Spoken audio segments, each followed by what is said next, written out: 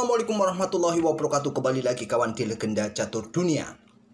Kalau kita melihat game kemenangan Magnus Carlsen, rasanya kok ya gitu-gitu aja ya. Mungkin sedikit hambar bagi kalian. Karena tiap hari melihat game kemenangan Magnus. Magnus main, Magnus juara. Ya mau gimana lagi kawan. Pemain catur terbaik sepanjang sejarah.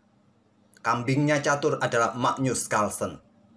Nah, game kekalahan Magnus Carlsen banyak yang menunggunya kawan. Tadi sudah kita ulas satu game kekalahan Magnus Carlsen dari Hans Nimmo yang merupakan kemenangan pertama Hans Nimmo di semifinal Speed Chess Championship beberapa hari yang lalu.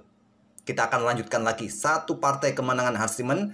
Kali ini di game pertama 3 menitan. Langsung saja tanpa babi bu lagi. Magnus pegang hitam. Hans Nimmo mengawali dengan pion raja pion E4. Pion E5 dan berlanjut ke pembukaan Italia dari Hans Nimmo. Kemudian Magnus merespon dengan Giojo Piano. Bukan pertahanan dua kuda, Giojo Piano kawan. Main lain dari pembukaan Italia. Pion D3, opsi ketiga di sini. Nah, di video ini saya rasa tak perlu saya tunjukkan macam-macam variasi ya. Kebetulan juga sering kita ulas permain Italia kawan. Nanti kalian bisa pelajari semua pembukaan Italia yang sudah pernah admin sampaikan. Beberapa opsi-opsi di tahap pembukaan. Jadi untuk video kali ini, sat-set saja kawan. Kebetulan admin juga moodnya kurang bagus untuk rekaman kali ini. Jadi sat-set saja, biar pendek. Kuda F6 baru pion C3 untuk dukungan petak pusat. Dukungan di sisi menteri lajur B kawan.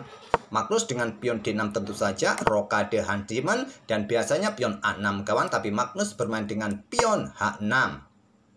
Benteng E1 baru sekarang pion A6 lanjut Magnus. Hans Nimmo mengembangkan kuda B ke D2, Magnus rokade di sini. Setelah kuda langsung dimanuverkan oleh Hans Nimmo ke peta F1, buka akses bagi gajah gelap berkembang, Magnus tarik mundur gajah gelapnya ke A7, tetap menjaga snipernya kawan. Dan juga persiapan mungkin membawa kudanya nanti dan persiapan dengan pion C-nya. Sering kali terjadi. Hans Nimmo dengan kuda G3 benteng E8 dan di sini Hans Nimmo melangkah gajah D2, langkah engine kawan, atau gajah terang tarik mundur ke petak B3. Mungkin kalian tertarik untuk menantang pertukaran gajah sniper ini, bisa jadi opsi juga. Tapi cukup ke petak D2 ini juga langkah engine kawan, langkah presisi dari Hans Nimmo. Kemudian di sini ada gajah terang E6, menantang pertukaran gajah terang. Diladeni oleh Hans Nimmo, gajah pukul gajah E6. Ambil balik dengan benteng. Ada juga yang mengambilnya menggunakan pion, tak ada masalah juga. Ini juga membantu kontrol petak F5 untuk dukungan pertarungan petak pusat juga kawan. Benteng juga sewaktu-waktu bisa digeser kembali ke lajur F. Angkat benteng kawan, ambil gajah. Jelas untuk mempercepat, untuk bisa digeser nanti ke sisi raja ini lajur G, lajur F kah? Dan Hans Nimmo melangkah pion C4, malah memberikan ruang bagi Magnus kawan. Magnus dengan kuda D7 terlebih dahulu. Berikan jalan bagi benteng langsung digeser, berikan jalan bagi menteri untuk keluar kawan, atau persiapan manuver-manuver nanti ke depan petak C5. Dicegah dengan pion B4.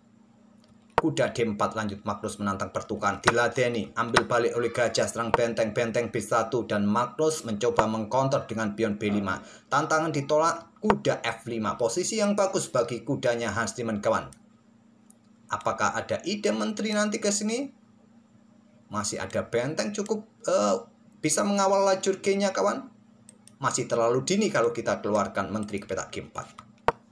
Magnus tetap mengcounter lewat sisi menteri dengan pion C5 kali ini. Dan tantangan ditolak. Hans Nimmo juga dorong pionnya, pion A4.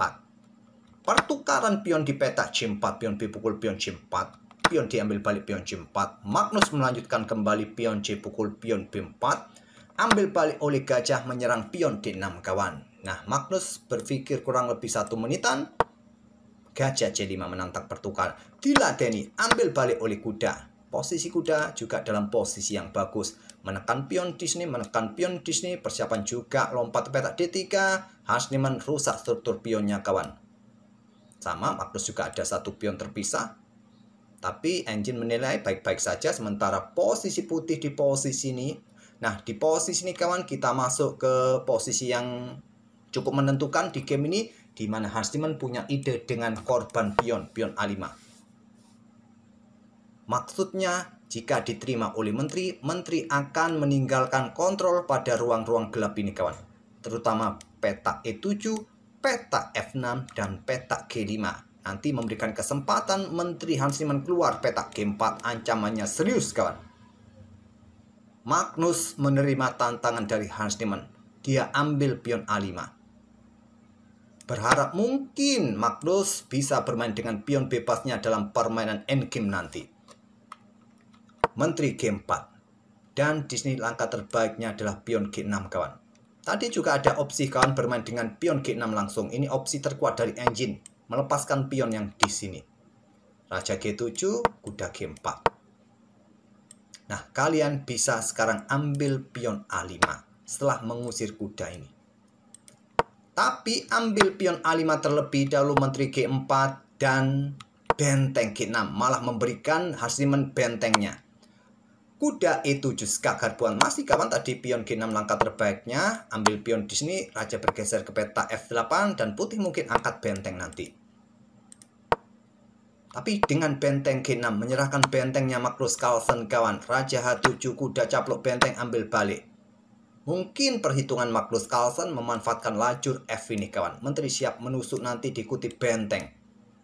Hans Niemann tarik mundur lagi menterinya ke peta D1. Jaga baris keduanya dari tusukan menteri juga menusuk pion. Stockfish menyarankan dengan benteng pertahankan pion. Magnus tarik mundur menterinya ke peta C7. Sekaligus berikan jalan bagi pion bebasnya kawan. Nah di sini menteri D5 sentralisasi. Langkah yang cukup kuat untuk perkuat posisi pionnya. Serang benteng dan juga jika ada kesempatan menusuk baris ketujuh kawan. Angkat benteng, geser juga nanti ke lajur F, ke lajur G, bisa jadi benteng F8, benteng ED1, benteng F6, jaga pion di sini. Nah, di sini menteri ke A8 diikuti benteng naik kawan, merupakan kombinasi yang cukup menakutkan.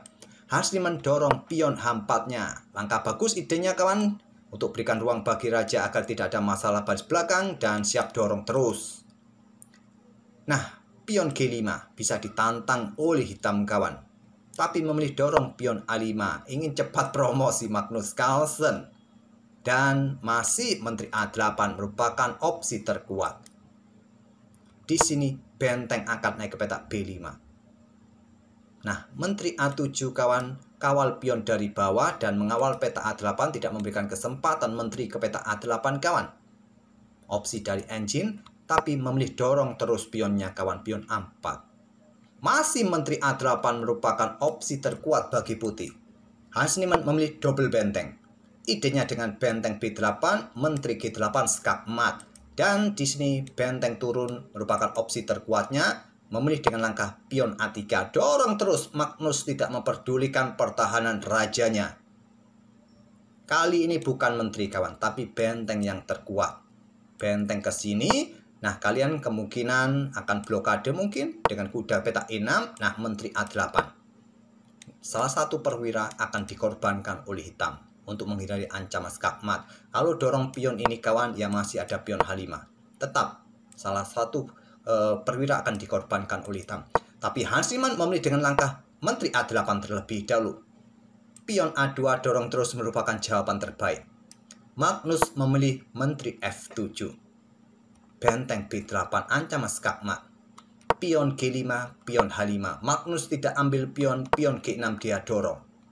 Kalau diambil ya sama saja kawan, posisi hitam sudah kolaps. Benteng meluncur skak, masih ada ruang terpaksa ke peta G6. Menteri mengikutinya, tidak ada pilihan lain, harus diblokade. Dan di sini bisa melakukan pergerakan benteng digeser untuk hajar benteng ini. Raja F6 untuk buka akses menteri menjaga benteng. Menteri ke sini skak. Tidak bisa diblokade lagi kawan, raja harus bergeser. Kalau ke peta E6 ya dua langkah berikutnya skakmat ke sini lagi. Menteri ambil pion D6 sampai di sini tak perlu kita lanjutkan lagi kawan. Benteng pukul benteng, kuda jatuh di langkah berikutnya. Oke, kembali lagi ke langkah aslinya kawan.